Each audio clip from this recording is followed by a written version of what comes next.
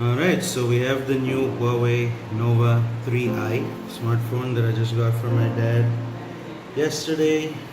Comes in a package like this. The specs on the phone are, let's see, it has an octa-core CPU, 2.2 gigahertz on the first core, and then 1.7 on the other four. 4 gigs of RAM, 128 GB hard drive space. Has a full HD plus display, dual front camera, dual rear camera, fingerprint sensor, and battery size of 3,340 mAh. Picked this up from Amazon, and they got it to us pretty quickly. We have one of those discounted rates, so let's check out what it looks like inside. Okay, traditional packing. We have the phone in its plastic cover. Oh, you have the protective covering here. Dual SIM. All right. It has some space for a micro SD card as well. Oh, they got the. Okay, there's no film on the front, but okay, I guess it does have the notch like some of the phone manufacturers have been doing.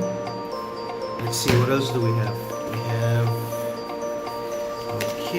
We have our, okay, there we go. We have the protective cover for the front. It also comes with, alright, the pin for the SIM card, quick start guide, warranty card, and a protective casing for the back.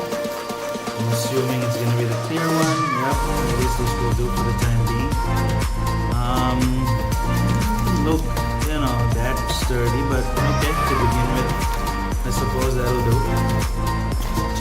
Have the receipt, which is also great. Assuming this is their version of the dash charger, which is also good. And, interesting. No headphones. Okay, that's something I did not expect. Headphone jack, alright. That does not look like a USB Type-C port at all.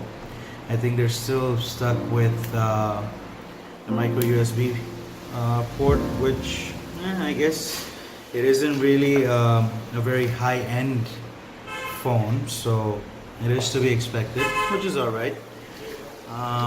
Let's turn it on and see what it looks like. So we have Huawei, powered by Android. It's the first Huawei phone I've actually played around with, so